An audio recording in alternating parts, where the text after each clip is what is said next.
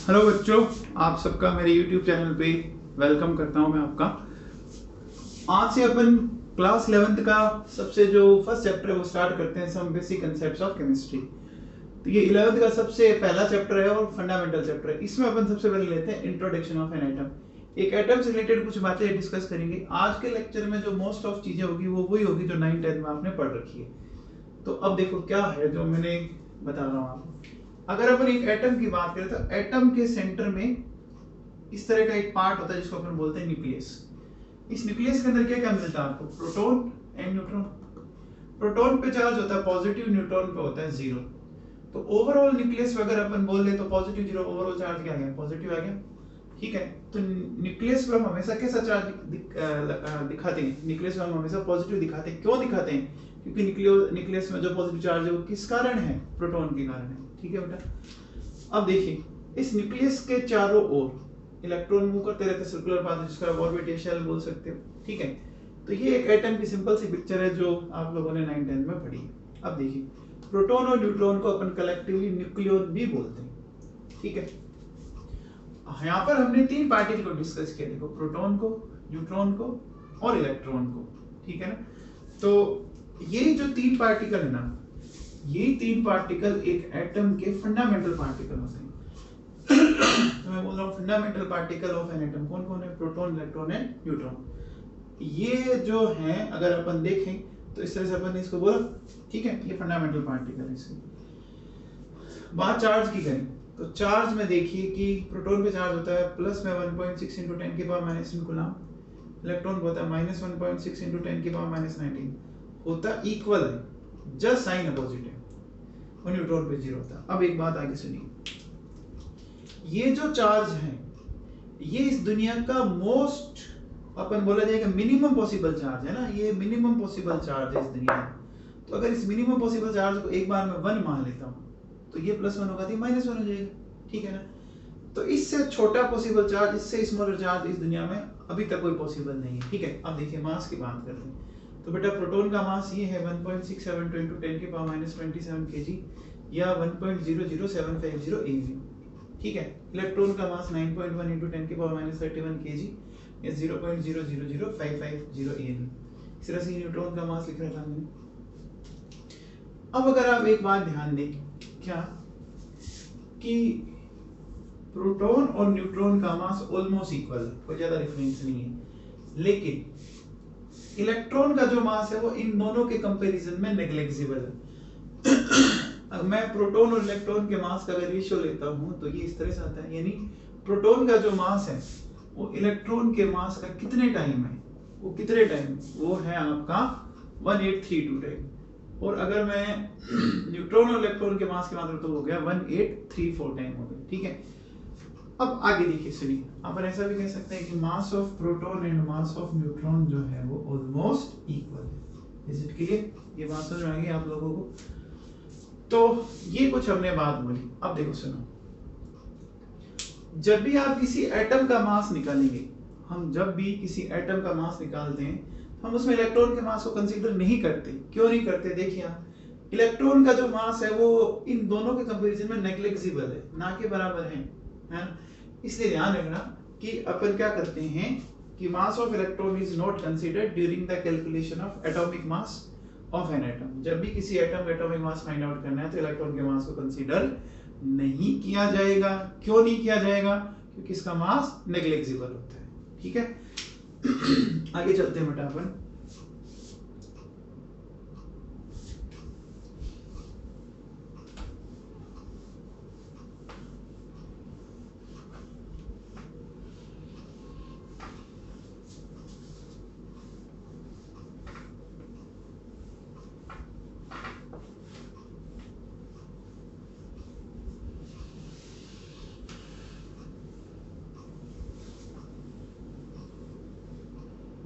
ना देखो सुनो, आगे की क्या पिक्चर है समझने की कोशिश करते हैं। देखो, अगर अपन बात करें रिप्रेजेंटेशन ऑफ एन एलिमेंट, एक एलिमेंट को कैसे रिप्रेजेंट करते हैं बेटा? इसको ऐसे रिप्रेजेंट किया जाता है।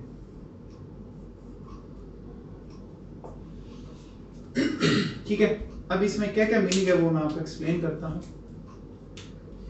देखो ये जो x है ये क्या है, ये है सिंबल ऑफ एलिमेंट। ये जो z है वो है एटॉमिक नंबर। ये क्या होता है, नंबर ऑफ प्रोटॉन्स के इक्वल होता है। और ये जो a है वो क्या है, वो है मास नंबर। ये तीन चीजें आई। अच्छा, मास नंबर जो a आता है वो किस किस के इक्वल होता है, p प्लस n। p का मतलब नंबर ऑफ प्रोटॉन और n का मतलब नंबर ऑफ न्यूट्रॉन। या p की जगह आप z भी लिख सकते हो, क्योंकि जो प्रोटॉन होता है वही z होता है। z मतलब एटॉमिक नंबर होता है। तो हमने इस तरह से लिखा, जैसे देखिए अगर मैं ऐसा बोलूं कि मेरे पास ये है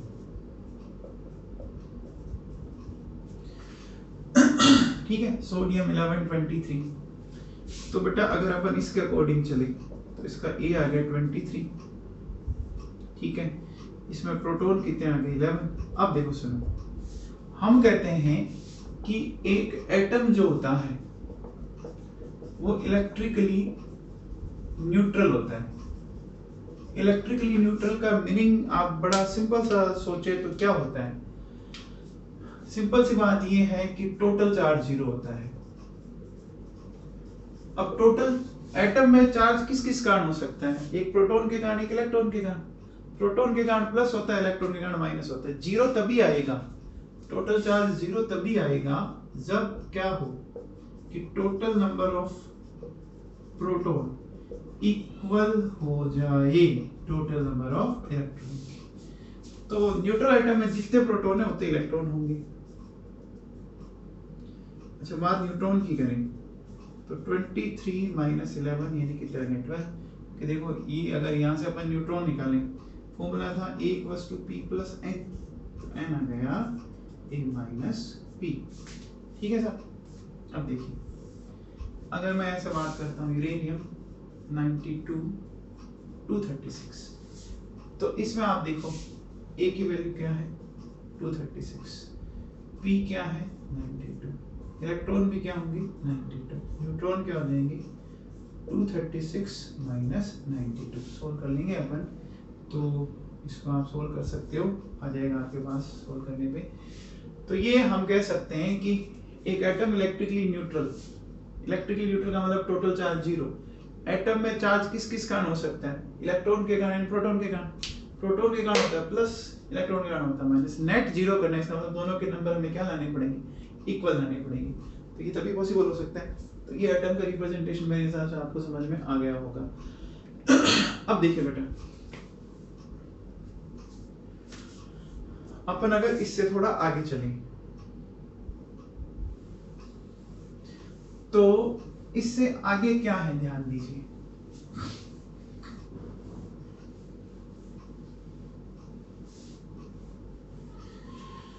हमारे पास दो टर्म आते हैं, एक आता है मास नंबर, एक आता है एटॉमिक मास। इन दोनों में क्या डिफरेंस है वो चेक करते हैं। देखो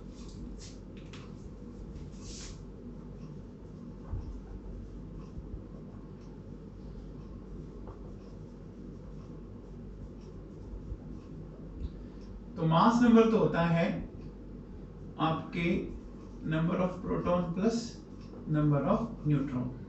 एटॉमिक मास होगा mass of all proton plus mass of all neutron. ठीक है ना, ये एटॉमिक मास है। अब इसको समझने की कोशिश करते हैं। जैसे मान लीजिए क्लास में 50 बच्चे बैठे हैं, तो जो 50 बच्चे में हो सकता है आपके 20 बॉयज हो 30 गर्ल्स हो, तो उन दोनों का जो नंबर होगा वो क्लास में स्टूडेंट का नंबर होगा। ये हमेशा और हमेशा होल नंबर में आएगा। ऐसा कभी नहीं हो सकता कि मैं बोलूं उस क्लास में 49.5 स्टूडेंट है, 50.5 स्टूडेंट है, कोई स्टूडेंट आधा नहीं है, है ना, या आपका 1/4 नहीं है, हमेशा होल नंबर में आएगा। अब देखिए जैसे अपन एक एग्जांपल लेते हैं,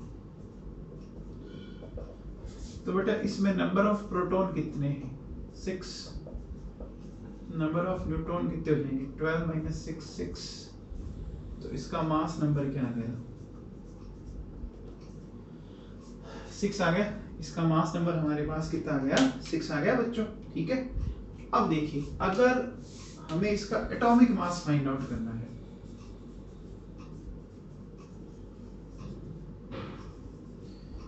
तो 6 प्रोटॉन है, हर प्रोटॉन का मास ये होता है ए म्यू के अंदर। ठीक है, 6 न्यूट्रॉन है, हर न्यूट्रॉन का मास ये होता है। इनको जब सम कर देंगे तो वैल्यू आएगी 12.09 ए। ठीक है, अब अगर अपन कंपैरिजन करें तो देखो बेटा मास नंबर कितना हो गया आपका 12। ठीक है, मास नंबर हो गया 12 और एटॉमिक मास है 12.09। ध्यान दीजिए इन दोनों में कोई बहुत बड़ा डिफरेंस नहीं है ना। क्यों नहीं डिफरेंस है? क्यों? क्योंकि प्रोटॉन और जो न्यूट्रॉन का मास है वो 1 की रेंज का होता है ना। प्रोटॉन और न्यूट्रॉन का मास किस रेंज में आता है? 1 की रेंज में, इसलिए इसमें कोई बड़ा डिफरेंस नहीं आया। देख सकते हैं आप बड़ा आराम से इसमें। अब एक चीज और सुनिए बेटा, देखो अगर ये मान लीजिए कि प्रोटॉन का मास मैं लेता 1.1 सपोज और न्यूट्रॉन का लेता मैं 1.2, तो ये होता आपका 6.6, ये होता आपका 7.2। तो देखिए आपका वैल्यूज में चेंज आ गया ना।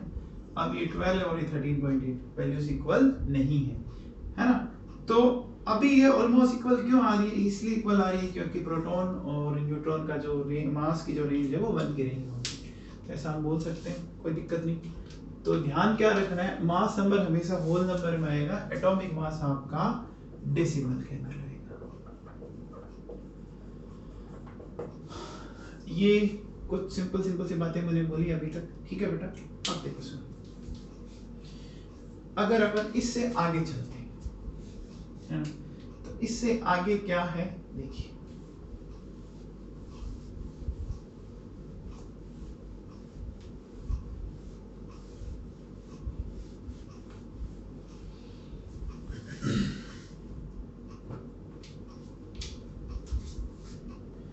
बात करते हैं अपन आयंस की। देखो बेटा दो टाइप के आयंस होते हैं, एक होता है कैटायन, एक होता है एनायन। कैटायन पे होता है पॉजिटिव चार्ज, एनायन पे होता है नेगेटिव चार्ज। देखो सुनो, ये नाम कैसे पढ़े, बड़ा सिंपल सा लॉजिक है। एक ऐसा आयन जो इलेक्ट्रिक फील्ड में कैथोड की ओर जाता हो, ये कैटायन जो है, केट वर्ड वो कैथोड से लिया हुआ है ना। ऐसा आयन जो इलेक्ट्रिक फील्ड में एनोड की ओर जाता हो, तो कैथोड इटसेल्फ क्या होता है? नेगेटिव। तो नेगेटिव की तरफ कौन जाएगा? पॉजिटिव वाला ही जाएगा। एनोड इटसेल्फ क्या होता है? Positive charge. इस तरफ कौन जाएगा? नेगेटिव चार्ज वाला जाएगा। ठीक है, अब देखो ये आयंस बनते कैसे हैं वो अपन समझने की कोशिश करते हैं। इन आयंस का फॉर्मेशन कैसे होता है वो मैं आपको एक्सप्लेन करता हूं। देखिए बात करें न्यूट्रल एटम की, तो न्यूट्रल एटम पे नेट चार्ज 0 होता है। ऐसा तभी पॉसिबल है जब number of proton and number of electron equal. अब देखिए आप जब तक न्यूट्रल है तब तो इक्वल है। अब जब भी हमें कोई आयन बनाना है तो हम इलेक्ट्रॉन के नंबर को चेंज करते हैं, आइदर ऐड करेंगे या रिमूव करेंगे, है ना। आइदर एडिशन और अपन उसको रिमूव करेंगे। तो मान लीजिए मैंने क्या किया, रिमूवल ऑफ इलेक्ट्रॉन। ठीक, तो जैसे मैं इलेक्ट्रॉन को हटा दूंगा तो इलेक्ट्रॉन के नंबर कम हो जाएंगे, तो नंबर ऑफ प्रोटॉन क्या हो जाएंगे? नंबर ऑफ इलेक्ट्रॉन से ज्यादा हो जाएंगे ना। प्रोटॉन डोमिनेट कर रहा है तो ओवरऑल कैसा चार्ज जनरेट हो जाएगा? Overall positive charge.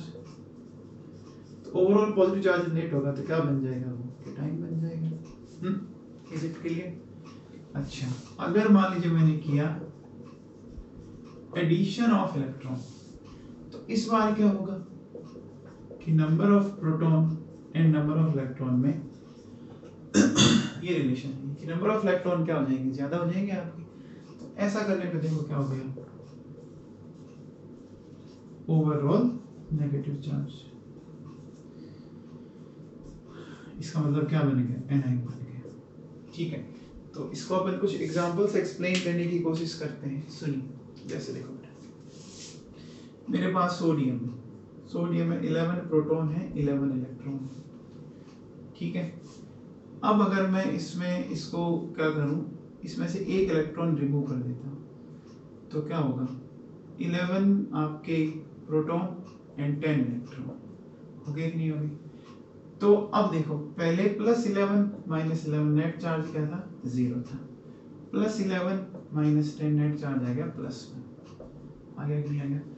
ठीक है। अब देखिए अगर मैं बात करूं मैग्नीशियम की, तो मैग्नीशियम में 12 प्रोटॉन और 12 इलेक्ट्रॉन है। अब मैंने इसमें से 2 इलेक्ट्रॉन रिमूव कर दिए तो मिल गया Mg+2। ठीक है, क्यों, क्योंकि देखो 12 प्रोटॉन में कोई चेंज नहीं हुआ, 2 इलेक्ट्रॉन मैंने रिमूव किए, पीछे इलेक्ट्रॉन कितने रह गए 10, तो बताओ +12 और -10 नेट कितना डेवलप हो गया, +2 एल्यूमिनियम। 13 प्रोटॉन 13 इलेक्ट्रॉन, 3 इलेक्ट्रॉन हटा दें, 3 इलेक्ट्रॉन हटाते ही क्या हो जाएगा, 13 प्रोटॉन एंड 10 इलेक्ट्रॉन, ऐसा कुछ है। तो ओवरऑल चार्ज कितना जनरेट हो गया, +3, क्योंकि अभी प्रोटॉन और इलेक्ट्रॉन के नंबर में डिफरेंस क्या है, 3 का डिफरेंस है। तो यहाँ क्या देख रहे हो कि जब भी आप इलेक्ट्रॉन हटा रहे हो, जितने इलेक्ट्रॉन हटा रहे हो उतना पॉजिटिव जनरेट हो रहा है। 1 हटाया तो +1, 2 हटाया +2, 3 हटाया +3। अब इसमें एक बहुत ही सिंपल सी बात समझने लायक है कि एक एटम और उसके आयन में प्रोटॉन के नंबर में कोई चेंज नहीं हुआ, देखिए आप, सिर्फ चेंज हुआ इलेक्ट्रॉन के नंबर में। अच्छा, प्रोटॉन का नंबर क्या बताता है, एटॉमिक नंबर, और जो पीरियोडिक टेबल में जो हमारी पोजीशन है अलग अलग एटम्स की, वो किसके ऊपर बेस्ड होती है, वो एटॉमिक नंबर पर बेस्ड होती है। जब एटॉमिक नंबर में चेंज नहीं हुआ तो एक एटम और उसके आयन की पीरियोडिक टेबल में पोजीशन ऑलवेज सिमिलर रहेगी, यानी Na और Na+ की पोजीशन वही होगी, Mg और Mg+ की सिमिलर होगी, A और A+ की सिमिलर होगी। आगे चलते हैं, कुछ एग्जांपल्स की और बात करते हैं अपन। जैसे मान लीजिए मैंने लिया फ्लोरीन, इसमें 9 प्रोटॉन होते हैं, 9 इलेक्ट्रॉन होते हैं, इसको मैंने कन्वर्ट किया F- के अंदर। तो ऐसा क्यों बोला, क्योंकि एक इलेक्ट्रॉन जोड़ते 9 के बजाय अब 10 इलेक्ट्रॉन हो गए आपके, तो ओवरऑल +9 और -10, तो ओवरऑल क्या जनरेट हो जाएगा, -1 हो जाएगा। बात ऑक्सीजन की करें, 8 ही प्रोटॉन है, 8 इलेक्ट्रॉन है, 2 इलेक्ट्रॉन जोड़ दीजिए आप इसके अंदर, तो 8 प्रोटॉन एंड 10 इलेक्ट्रॉन। ठीक, तो अब कितने इलेक्ट्रॉन ज्यादा हो रहे हैं प्रोटॉन से, 2, तो -2 जनरेट हो गया। अब देखिए जैसे नाइट्रोजन है तो 7 ही प्रोटॉन है, 7 इलेक्ट्रॉन है। अगर मैं इसमें 3 इलेक्ट्रॉन जोड़ूं तो ये कन्वर्ट हो गया N-3, क्यों, 7 प्रोटॉन और 10 इलेक्ट्रॉन, ओवरऑल 3 का डिफरेंस आया। तो अपन इस तरह से अपन कह सकते हैं, तो इलेक्ट्रॉन हटाने पे पॉजिटिव और ऐड करने पे नेगेटिव, ये कैटायन और एनायन बनती है इस तरह से। तो हमें ध्यान क्या रखना है कि जब भी आयन बनता है सिर्फ और सिर्फ किसके नंबर चेंज होंगे, there is always change in electron number. Proton neutron के नंबर में, मास नंबर में कोई चेंज नहीं आएगा, है ना। तो अपन क्या बोल सकते हैं,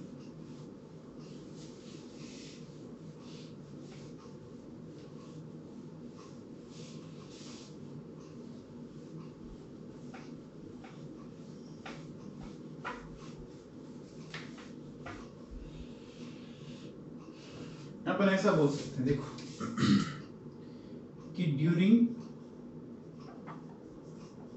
formation of an ion,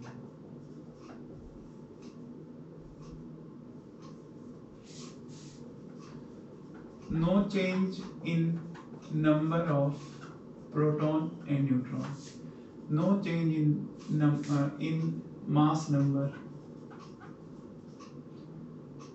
change in number of electron। ठीक है साहब, तो ये इस तरह से करना। अब देखो एक सिंपल सा क्वेश्चन अगर मैं बोलूं कि एक आयन है X+2, इसमें 10 इलेक्ट्रॉन है, ठीक, इस आयन में कितने इलेक्ट्रॉन दे रखे हैं, 10, इसका मास नंबर आपको दे रखा है 24। Calculate number of neutron in X+2। ठीक, तो सबसे पहले बताओ कि X+2 में अगर 10 इलेक्ट्रॉन है, ठीक है, तो हमें इसको न्यूट्रल में कन्वर्ट करना है, यानी ये +2 को 0 में लाना है। तो कितने इलेक्ट्रॉन और जोड़ दें? 2 इलेक्ट्रॉन और जोड़ दें। ऐसा करते इसमें क्या हो गया, 12 इलेक्ट्रॉन हो गए। तो अब ये न्यूट्रल हो गए। तो अब देखो x में अगर अपन बोलें कि नंबर ऑफ प्रोटॉन 12 हो गए, न्यूट्रल में जितने प्रोटॉन होते हैं उतने, मतलब न्यूट्रल में जितने इलेक्ट्रॉन होते हैं उतने प्रोटॉन होते हैं, तो ऐसा लिख सकते हैं अपन। तो अब बताओ इसका मास नंबर कितना गिवन है आपको, 24। तो नंबर ऑफ न्यूट्रॉन क्या आ जाएंगे, 24 माइनस 12 कितना आ जाएगा, 12 आ जाएगा। ऐसा बोल सकते हैं। लाइक अगर मैं ऐसा बोलूं कि जैसे मेरे पास एक आयन है x-3, इसमें आपके मान लीजिए 12 इलेक्ट्रॉन है और मास नंबर आपको इसने दिया है, मान लीजिए दिया 27। तो नंबर ऑफ न्यूट्रॉन आपको इसमें बतानी है। तो बच्चों कैसे बताएंगे, देखो बहुत ही सिंपल सा लॉजिक है। अगर अपन इसको समझने की कोशिश करें तो सबसे पहले ये x-3 है, इसको न्यूट्रल में कन्वर्ट करना पड़ेगा, ठीक है। तो न्यूट्रल में -3 का मतलब इलेक्ट्रॉन आपने एक्स्ट्रा में 3 जोड़ रखे, उनको हटा दो उनको आप। तो इसमें 12 इलेक्ट्रॉन थे, हटा दिए तो कितने रह गए, 9 इलेक्ट्रॉन। पॉजिटिव में तो जोड़ने पड़ेंगे, नेगेटिव में हटाने पड़ेंगे, तभी वो न्यूट्रल में कन्वर्ट होगा ना। अब देखो सुनो क्या कि हम कह रहे हैं कि ये जो न्यूट्रल हुआ, तो न्यूट्रल में इस x में नंबर ऑफ इलेक्ट्रॉन कितने आए, 9। तो कंफर्म है कि नंबर ऑफ प्रोटॉन भी कितने आएंगे, 9। तो अब बताओ इसमें नंबर ऑफ न्यूट्रॉन कैसे निकाल देंगे, 27 माइनस 9, यानी हम इसको सोल्व करके पता कर सकते हैं। तो ये इस तरह से आइन पे आपको क्वेश्चन बना सकते हैं, ठीक है। अब इस टॉपिक में अपन थोड़ा सा आगे चलते हैं कि कुछ इसमें टर्म्स है वो मैं आपको एक्सप्लेन करता हूं।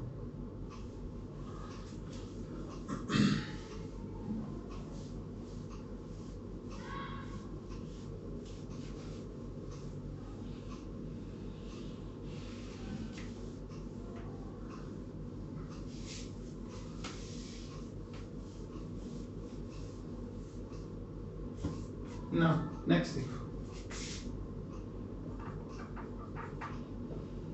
some important terms।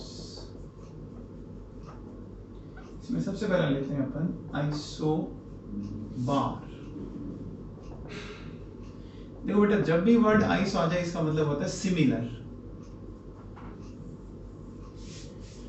आइसो का मतलब होता है सिमिलर। तो आइसोबार का मतलब हो गया कि कोई भी 2 या 2 से ज्यादा ऐसे एटम्स जिनका क्या हो, सिमिलर मास नंबर हो, क्या हो, सिमिलर मास नंबर। जैसे फॉर एग्जांपल अगर मैं ये लेता हूं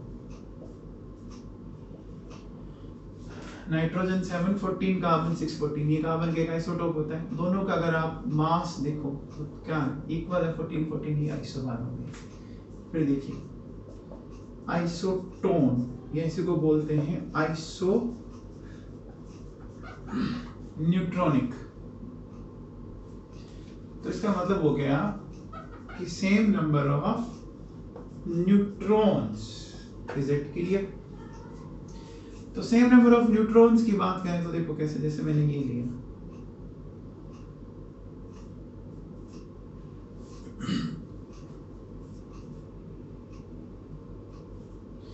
देखो बेटा इसका A है 16, इसका है 14, इसमें प्रोटॉन कितने हैं, 8, इसमें 6। न्यूट्रॉन इन दोनों का डिफरेंस होता है, तो दोनों में नंबर ऑफ न्यूट्रॉन्स क्या आ रहे हैं, इक्वल आ रहे हैं। तो इसको क्या बोल देंगे, आइसोटोन या आइसो न्यूट्रॉनिक। फिर देखिए नेक्स्ट होता है बेटा आइसो इलेक्ट्रॉनिक। देखिए आइसो इलेक्ट्रॉनिक क्या होता है, a group of species having similar number of electrons. ये क्या होता है बेटा, आइसो इलेक्ट्रॉनिक में सेम नंबर ऑफ इलेक्ट्रॉन्स। कैसे समझने की कोशिश करते हैं, देखो बेटा सुनो। जैसे मैं एक एग्जांपल लेता हूं आपके सामने, CH4 NH3 H2O OH- NH4 plus H3O plus CH3 minus, है ना? इसको समझने की कोशिश करते हैं। तो देखो बेटा, कार्बन का एटॉमिक नंबर 6 है, तो कार्बन में 6 इलेक्ट्रॉन, हाइड्रोजन में 1 होता है, 4 हाइड्रोजन का 4 तो 10 हो गई। नाइट्रोजन में 7, 3 हाइड्रोजन में 10 हो गई, 2 हाइड्रोजन के 8 ऑक्सीजन के 10 हो गई। ऑक्सीजन में 8 होता है, हाइड्रोजन में 1 होता है, ऊपर -1 है, माइनस का मतलब आपने एक्स्ट्रा में इलेक्ट्रॉन जोड़ा है। NH4 में देखो, नाइट्रोजन के 7, हाइड्रोजन के 4 और +1, तो प्लस कब आएगा? जब आप इलेक्ट्रॉन हटाओगे, तो ये भी 10 हो गई। H3O प्लस, 3 हाइड्रोजन, ऑक्सीजन के 8, ऊपर प्लस है तो कम करना पड़ेगा, ठीक है, यहाँ आ जाइए। कार्बन के 6, हाइड्रोजन के 3, ऊपर माइनस है तो ऐड करना पड़ेगा। सब में देखिए, सब में 10 इलेक्ट्रॉन आ रहे हैं। आइसोइलेक्ट्रॉनिक का सिंपल सा मीनिंग होता है सिमिलर नंबर ऑफ इलेक्ट्रॉन्स। और एग्जांपल देते हैं बच्चों, देखो जैसे मैं बोलूं कि मेरे पास ये है CO2, ये देखिए, कार्बन 6, ऑक्सीजन में 8 होते हैं, 2 ऑक्सीजन के कितने हो गए? 16। कार्बन 6, 2 नाइट्रोजन में 7 × 2 कर दे, ऊपर माइनस तो एक्स्ट्रा में 2 जोड़ने पड़ेंगे, तो 22 और 22 हो गए कि नहीं हो गए आपके, ठीक है। इसी तरह से देखो, अगर मैं जैसे चलूं CO N2 NO plus CN minus, है ना? देखिए, कार्बन में 6, ऑक्सीजन में 8, 14, ये 7 × 2 14, नाइट्रोजन में 7, ऑक्सीजन में 8, ऊपर +1 है तो -1 करेंगे, 6 + 7 और -1 है तो जोड़ना पड़ेगा। तो सब में इलेक्ट्रॉन कितने कितने आ रहे हैं? 14 14 आ रहे हैं, इसके अंदर 14 14 14 14, तो दीज आर आइसोइलेक्ट्रॉनिक स्पीशीज, है ना? तो आइसो का मीनिंग होता है सिमिलर। अब आगे जो नाम लिखा होता है उसके अकॉर्डिंग हमें उसको एक्सप्लेन करते चलना होता है, और कुछ नहीं है, ठीक है। नाउ नेक्स्ट और एग्जांपल लेते हैं। अगर अपन जैसे देखो, मैंने ये लिया,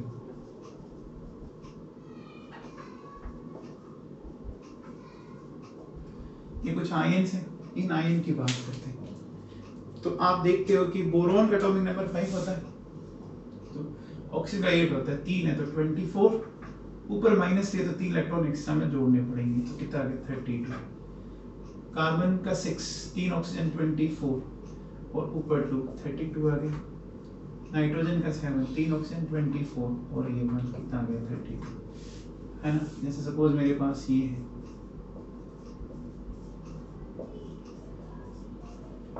देखिए फास्फोरस में कितने? 50, ऑक्सीजन में कितने होते हैं? 8, 4 के हो गए 32, 3 है तो ये आ गया 50, सल्फर में 16, 32, ऊपर -2, 50, 17, ऑक्सीजन में कितना हो गया? 32 और ऊपर आ गया 50।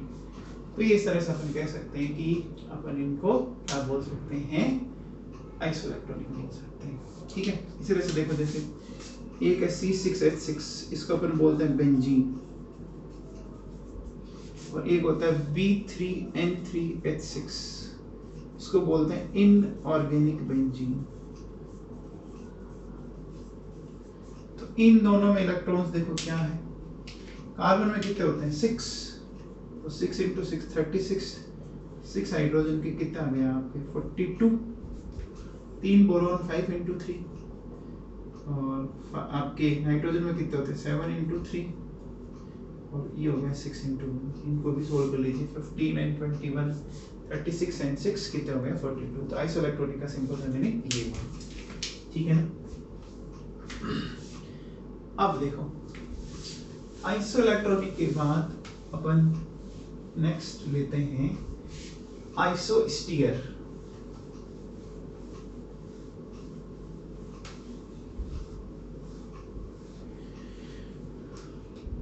देखिए, नेक्स्ट जो डेफिनेशन है वो हमारी है आइसोस्टीयर। इसमें क्या होता है? देखो, इसमें होता है same number of atoms and electrons. मतलब एटम्स भी सिमिलर होंगे और इलेक्ट्रॉन्स भी सिमिलर होंगे, ठीक है ना? तो कैसे कह सकते हैं? जैसे देखो, मेरे पास है CO2, N2O NO2 प्लस।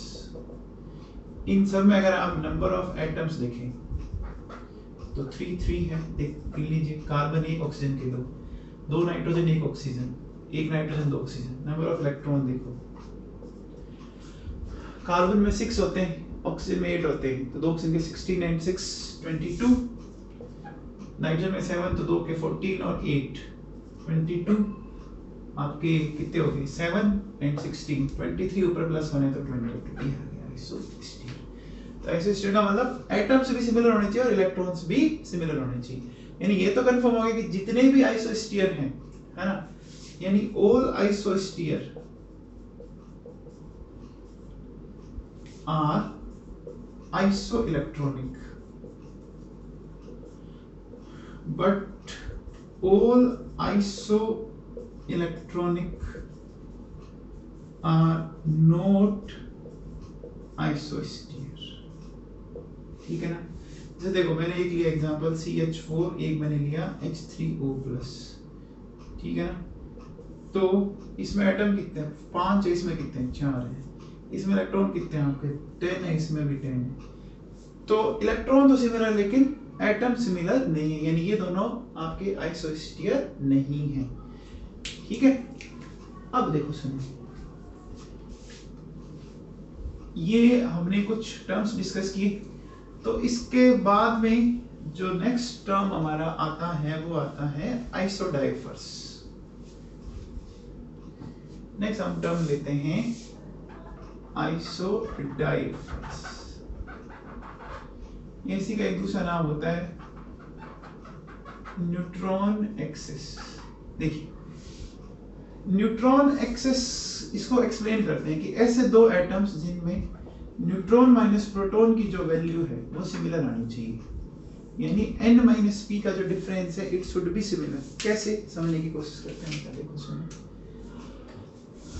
क्या। देखो जैसे मैंने ये लिया,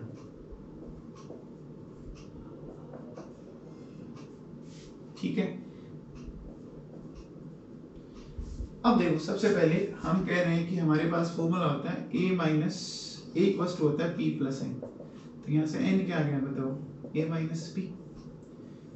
इस वैल्यू को मैं क्या करता हूँ, ये जो हमारा इसमें रख देते हैं, तो रखेंगे तो n की जगह हो गया a माइनस p और ये माइनस p पहले ही था, क्या हो गया a माइनस 2p। इस n माइनस p में ये वैल्यू रख दी तो a minus p minus p हो गया a माइनस 2p। यानी अपन कह सकते हैं n माइनस p क्या आएगा a माइनस 2p आ जाएगा, आ जाएगा। तो अगर आपको न्यूट्रॉन और प्रोटॉन का डिफरेंस निकालना था, आप सिंपली क्या करो, मास नंबर में से नंबर ऑफ प्रोटॉन को ट्वाइस करके माइनस कर दीजिए, बस सिंपल सा कंसेप्ट है। ठीक है ना। तो अब ये दोनों अपन देखें कि यूरेनियम और इसमें क्या है मामला, तो इसको समझने की कोशिश करते हैं अपन। देखिए क्या है, सुनिए। यूरेनियम की बात करें तो यूरेनियम में n माइनस p, यूरेनियम में कितना होता है 238 है, माइनस 2p तो 92 इंटू 2 तो 238, ये कितना हो गया आपका 184। ठीक है, कितना आएगा 4। ठीक है, इसको आप सोल्व कर लीजिए तो ये कितना आ जाएगा आपका 13 में से 8 गया आपका 54, है ना। तो ये आपका 54 आ गया। ठीक है, तो इसको सोल्व करने पे हमारे पास आ रहा है 238 माइनस 184। ठीक है, तो इसी तरह से देखो थोरियम की बात करें, थोरियम में देखो n माइनस p क्या होगा 234 और 90 इंटू 2 कितना हो गया 54 हो गया ये भी। तो ध्यान रखना कि जब n माइनस p का डिफरेंस सिमिलर आ जाए तो क्या होगा, वो आपका आइसोडाइफर्स। अब एक बात सुनना है, मैंने एक नाम लिखा neutron axis.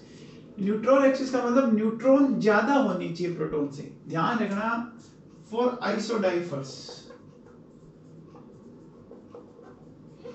Neutron minus proton 0 नहीं होना चाहिए। न्यूट्रॉन माइनस प्रोटॉन का अगर वैल्यू आपका डिफरेंस 0 आ गया तो इसका मतलब तो दोनों इक्वल है, एक्सिस में नहीं हुआ ना। आइसोडाइफर्स भाई अगर मैं कहता हूं कि n माइनस p 0 आ गया तो ये आइसोडाइफर्स नहीं होंगे, ये ध्यान रखें आप। क्यों? अगर ऐसा हो गया जिसका मतलब n और p इक्वल आ गए, और अगर n और p इक्वल आ गए तो फिर ये टर्म तो अपना भी गलत हो गया ना, एक्सिस का मतलब तो ज्यादा होना चाहिए। तो आइसोडाइवर्स हम तभी बोल पाएंगे जब क्या हो, वो ज्यादा हो। जैसे देखो एक एग्जांपल बोल लेते हैं, तो Li37, बेरिलियम 49, बोरोन 511, कार्बन 613। इसका A देखो 7, 9, 11, 13। इसमें 2p देखो क्या हो गया आपका, 3 का डबल कर दीजिए 6, 8, 10 एंड 12।